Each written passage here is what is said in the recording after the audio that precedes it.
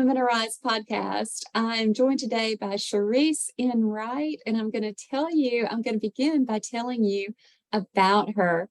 So, Minister Charryse N. Wright was born and raised in Sanford, Florida, where she attended the historic St. James AME Church.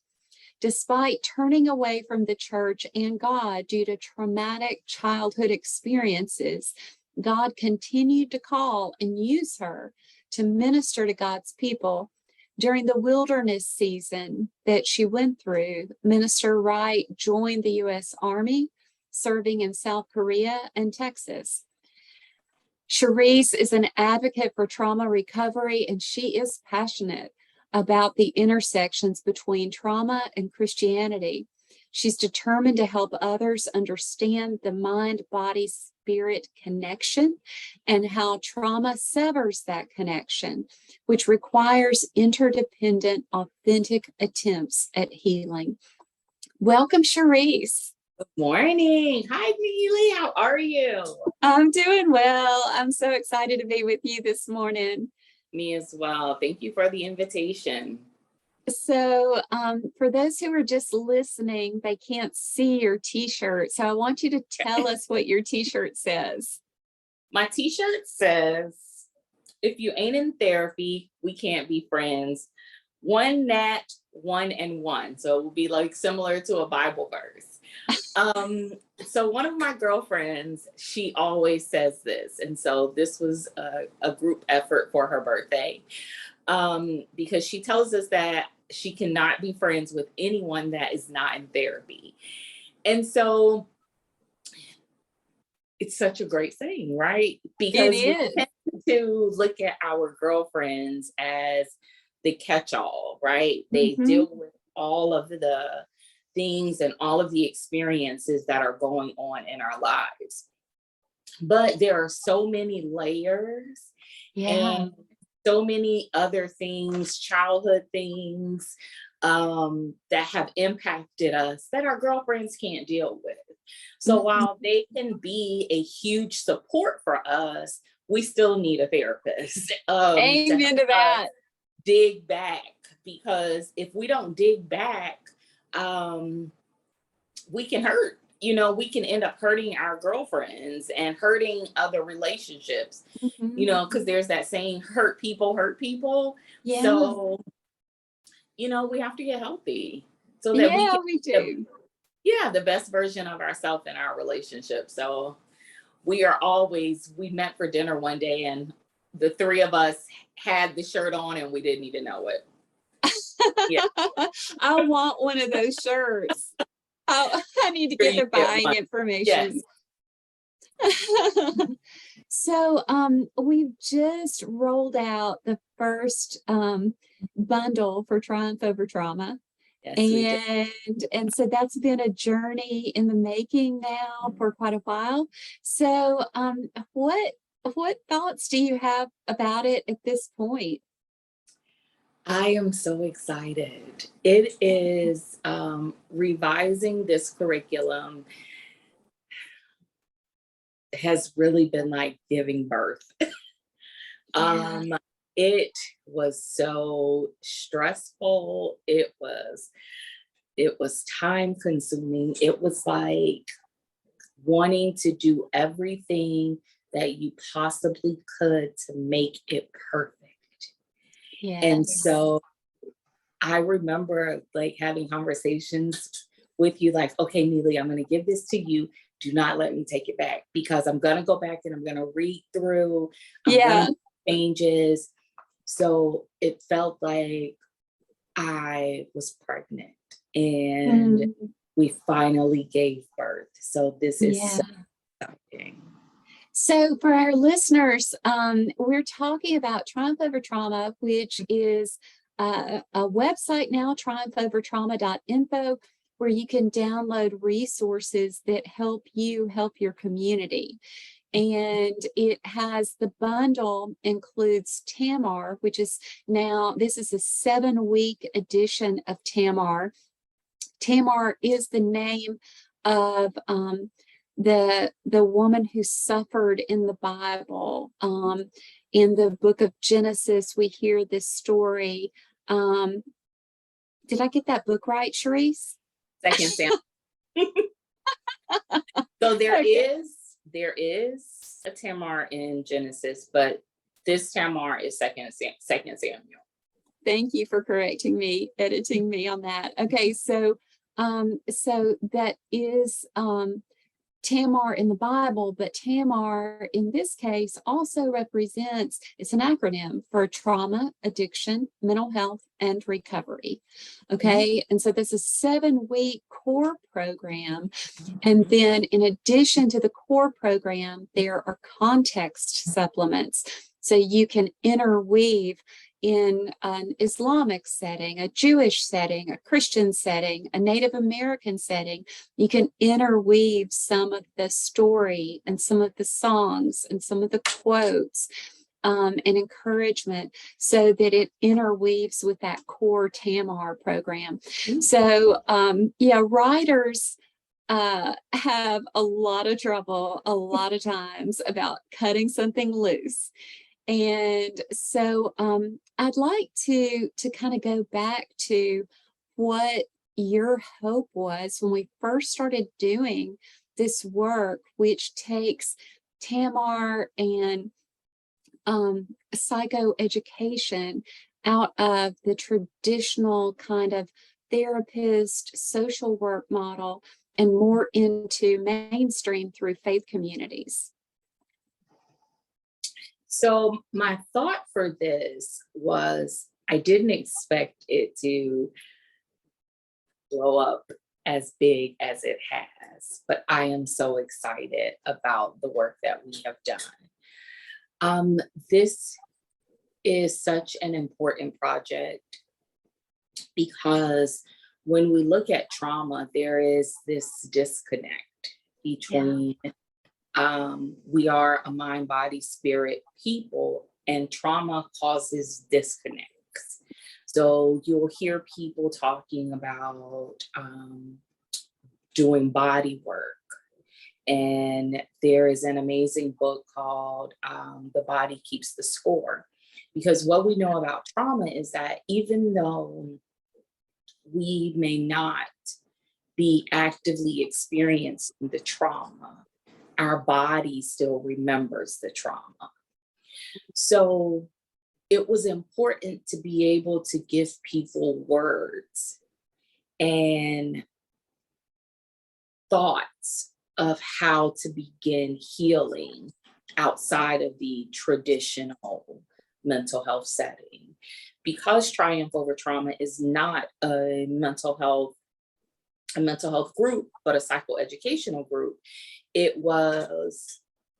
gave us the opportunity to help people begin to dig into why they were responding the way that they were responding, and give them an opportunity to connect their faith into their healing. Because what I found is that there is a disconnect between mental health services and faith-based organizations. They don't know what the other is doing.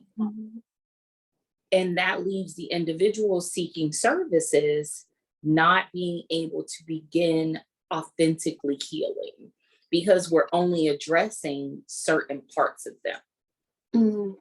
So now we're able to look and say, oh, I can learn how to breathe. I can learn that this is what trauma is, because I didn't even have this definition for trauma. Yeah. I didn't understand that what I experienced was trauma, or that what my loved one experienced was trauma. It gives us the opportunity to develop more grace and compassion for one another and for ourselves. Yes. Yes. And definitely, I mean, I think compassion for the self is the thing that can drive our outer compassion for others. When we're unable to accept something about ourselves, then we can put those same things on others. But when we come into knowing who we really are, body, mind, spirit, all interconnected, all woven together, each part necessary and important to holistic living, then we can start to see one another. And it's funny because you can kind of identify in others too, like when there's brokenness among the three, when something is incongruent. So what are some trigger responses that you feel like maybe you've learned to recognize in yourself, and maybe old behaviors versus new behaviors out of what you've learned? I think for me, I have learned to be more gracious with myself. Mhm. I am my worst critic. I overanalyze everything. Everything has to be perfectly done. Yeah, And I'm in that club with you. yeah, so doing this work has allowed me to begin being more gracious with myself, Mhm. and also helped me be able to develop a community of people that I can trust. So when I know that I'm having a difficult time, so say for instance, we talked about me giving you the curriculum when I finished it. Yes. And so I came to you in advance because I knew that I was starting to struggle with Mhm. letting it go. And I was struggling with giving birth. So I was like, Mhm. I'm not gonna give birth. I'm gonna You hold need on a to the midwife. baby. Yeah. And so I came to you and said, Neelley, I need you to take this from me, because if you don't, I'm gonna hold on to it. So this has helped me develop a community of people that I can trust, that I can talk Mhm. to when I'm struggling with different things, who will support and uplift me and not judge me. Yeah, Yeah. yeah. And that's a really big thing. Yeah, and I think that's a great example because I think sometimes we're triggered by an inner way of thinking.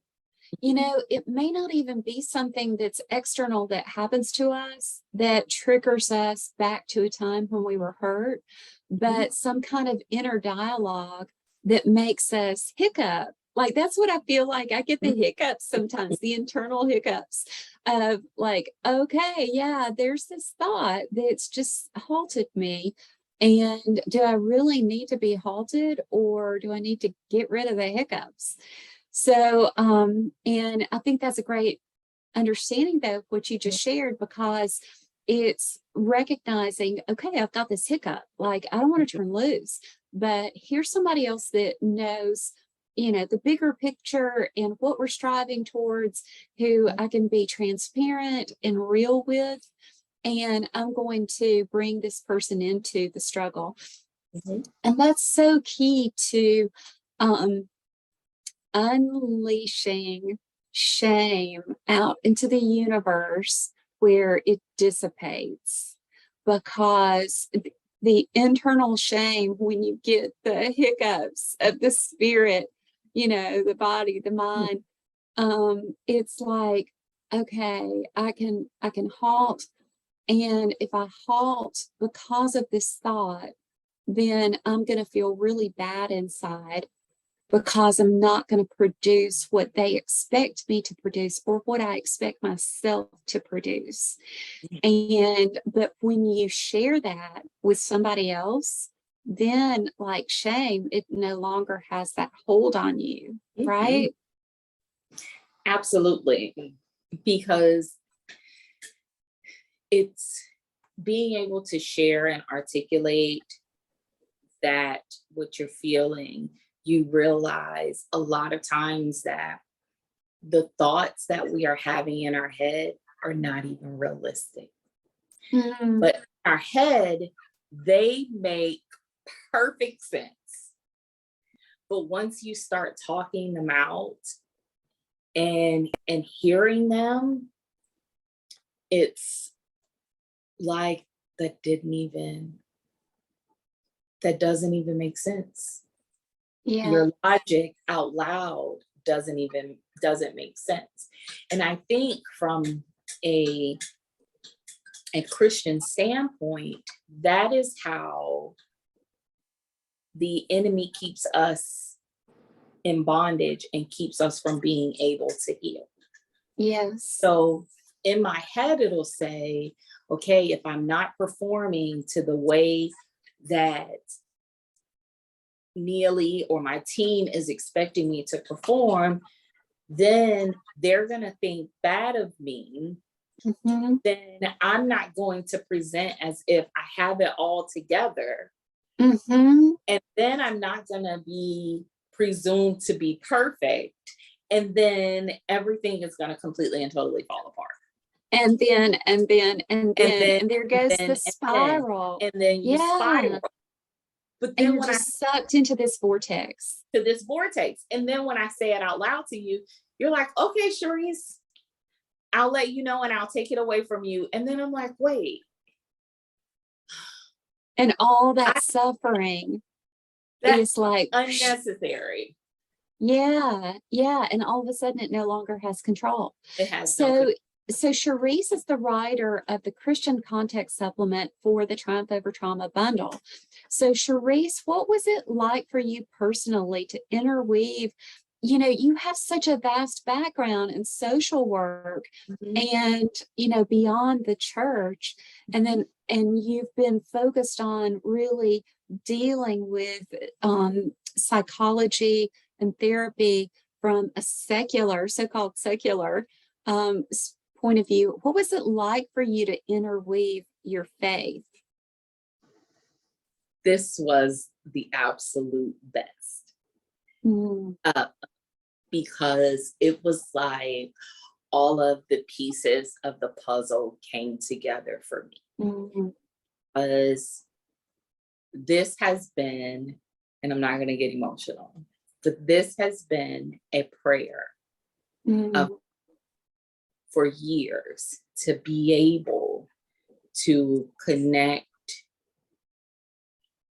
all that I do, because all of my dreams, all of my desires, my purpose and my passion is this.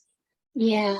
And so I was always in the secular world doing this work and very limited with what I could say pertaining to faith. But now I have the opportunity to bring it all together. And it's like this aha moment. And I think that also contributed to why it was so difficult to give it away. Yeah. Because it's so personal to me. But this was an amazing opportunity. I am in awe, and I am blessed that God picked little me to be able to do this. Yeah. There is no little on me. It's funny because I think like sometimes people say, oh, Neelley, you're incredible. And I'm like, you know what? I kind of look at it now as, oh, it's the royal we who is incredible. It's me and God. That's the royal we. And just like Moses didn't feel adequate to speak, like, who are we to say God's not going to do the same thing through us in some powerful ways? And especially with social media, we can make things travel, and goodness should be traveling and flowing without any hiccups. Like that Absolutely. Should be the focus. So what in your background has made you particularly empathetic to others and helps drive your passion for this work? So I am a survivor of childhood trauma. And I used to feel like, why God? Why? Why would you allow this to happen to me? To like so many other people. Then as I began healing and working on myself and I said, why not me? And I have been able to use my life experiences, my academic education, Mhm. my healing journey, Mhm. all in one, to see people and to meet them where they are. We always look at Thomas in the Bible, Mhm. doubting Thomas Yeah. in the Bible, from a such a negative space. Mhm. But what I see in that story is that how he struggled, and Jesus came to where he was Mhm. and said, if it's Jesus, I need to see the wounds. Yeah. And Jesus came into the room and said, look, it's me. Mhm. He met him where he was and he showed him his wounds. Yeah. And I am a firm believer that that's what I'm called to do, to meet people where they are, to show them my wounds and to plant seeds in them. I love 1 Corinthians 3, where Paul says, I planted the seeds, Apollos watered it, but it was God that made it grow. I'm not here to heal anyone. Yeah. I'm here to either plant the seed or water the seed. Mhm. And I always want to leave people better than where I found them. Yeah. Because in my journey, people saw me. Mhm. There were people, key people, that saw me, that believed in me, that fought for me, that loved on me when I didn't think I was worthy of that. Yeah. And so, how can I not then Mhm. turn and plant seeds in other people when Mhm. I remember those people who I don't have relationships with, most of them today, but they still left a lifelong, lasting impression on me. Yeah. And so I want everyone to be better. I want Mhm. everyone to see God's love when they look at me, to feel God's love when they look at me, when they encounter. Yeah. Mhm. And isn't that, I mean, from the Christian perspective, I mean, embodying, like embodying the word, like we believe that Jesus, in the beginning was the word, and the word Was walked on the face of this world. And so aren't we who take on the name Christian supposed to imitate God? And in ways that provide love to ourselves and love to others. So I think also the story about Thomas and Jesus, it's interesting because sometimes you can find yourself in the place of Jesus, like where you're bearing your wounds, you're opening them to another person. Sometimes you find yourself in the role of Thomas, where you want to see the wounds, but that is even an act of courage, because looking upon another's wounds is not for the faint of heart. it's not. And it can be depleting for caregivers who are always faced with the wounds of others.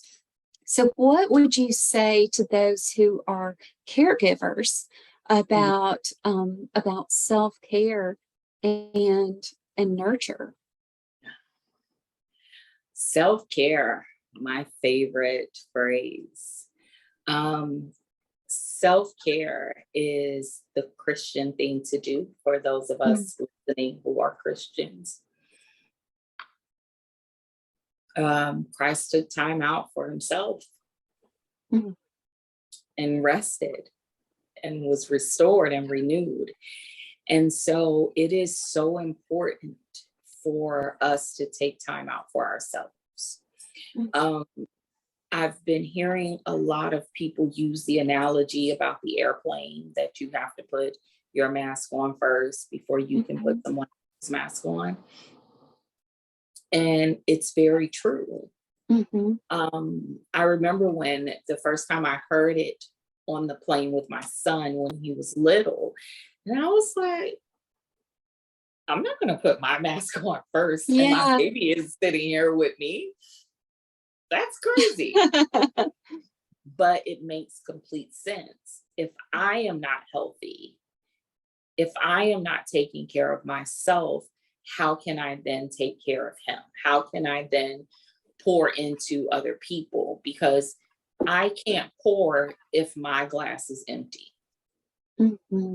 So I have found that one of my positives out of the pandemic is that the pandemic has allowed us to come up with easy, simple self-care, nurturing ideas. Whereas before the pandemic, we were all, oh, I'm going to take vacation. I'm going to go on this spa trip. I'm going to go hiking or go away, things like that. But with the pandemic, we had to figure out things around our house that we could do every day to take care of ourselves.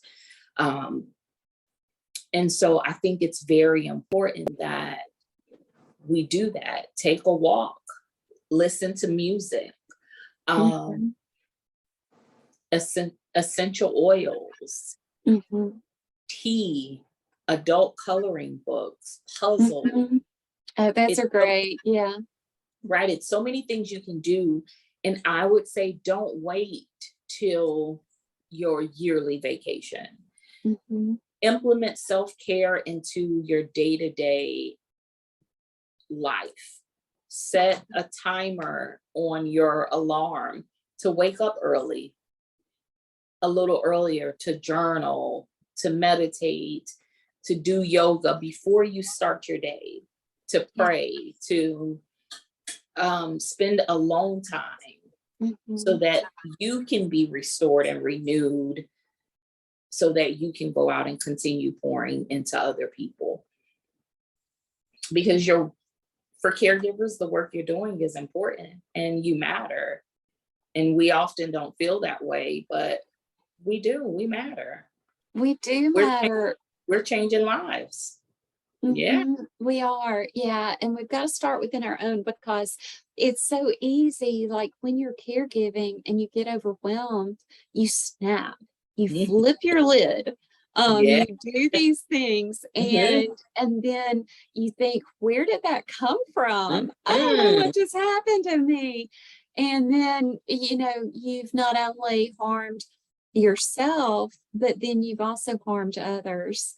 And so the self-care it's like, taking care of something really important to you so that it doesn't get broken.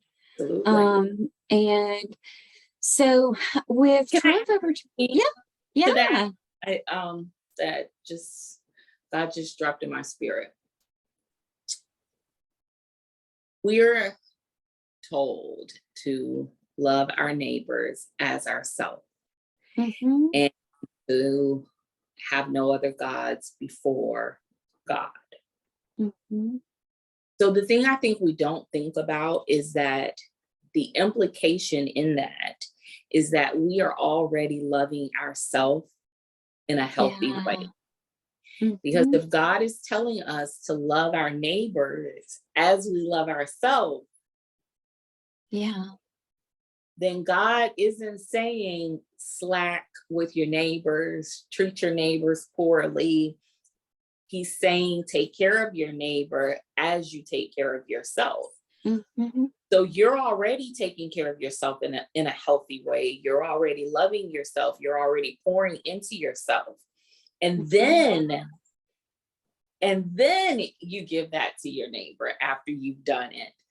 And you're doing it with you. And I think we forget that.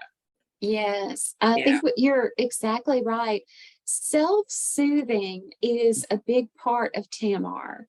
Mhm. And so in Tamar, you are taught about the impact of trauma on the mind, the body, the spirit, but then you're also taught self-soothing coping skills so that you can respond better to the triggers that might pop up for you out of a bad event or experience. And so, Charryse, what is one self-soothing activity that you could share with our listeners? Oh, you want me to do one now? Oh, why not? Okay, so an easy one would be abdominal breathing. Because we tend to breathe very shallowly right up here in our chest, as opposed to in our abdominal area. And so you would put one hand over your chest, one hand over your abdomen, and sit comfortably wherever you are. You may be willing or able to close your eyes. If you're not comfortable, keep them open. With your mouth closed, you would breathe in deeply through your nose, slowly and evenly. Hold it for 2 or 3 seconds and then slowly release it out of your mouth. And so we're going to do that a couple more times. Okay. So, and you will feel your chest rise, and then you will feel your the movement in your chest and your abdomen. So, in through your nose, out through your mouth.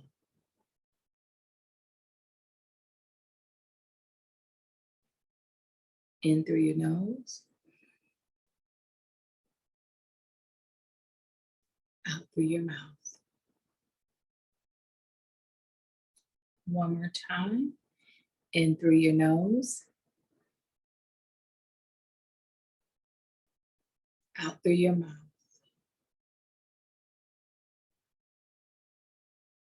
And as you continue to do this, you will start to feel your shoulders relax. You'll feel the tension release in your jaw. You will start to feel tension leave out of your body, and begin to feel better and have better movement, and begin to think a little clearer, and be able to function just a little bit better. Yes. In mainstreaming this kind of education to the greater world, which we know that there's groups that are facilitators are being trained now. You can sign up for training at triumphovertrauma.info. You can download the curriculum. We need the groups both online and in as many places as we could get them, because these kind of coping skills can really change a person's life. So Charryse, I want to end on this question. What makes you so passionate and hopeful about this work that we're doing? I think what makes me so passionate and hopeful is because I've seen it change lives. It changed my life. These tools, these techniques, I've seen it work in the lives of other people. And I think that the goal is for us to be healthy and to be whole and to be able to walk in our God-ordained purpose. And so if I can change, if God can use me to plant seeds in the lives of one person, then I have done my work to begin to help the world heal. Beautiful. Beautiful. Thank you so much, Charryse, for joining us. I hope that you will, to all of the listeners, I hope that you will stay tuned to the Women Arise podcast for the Triumph Over Trauma series, which will continue with other writers and developers and participants in the programs. I hope that you have a blessed day. And I also want to put in a word, if you want to sign up for daily messages of hope, just text the word HOPE to 615-933-5387. That's 615-933-5387, and just text the word HOPE, and you will start receiving a daily reminder of body-mind activities, of thinking beyond our own, that helps infuse our lives with a moment, even if a second, of realizing that there is always hope. Go to triumphovertrauma.info for more information and inspiration.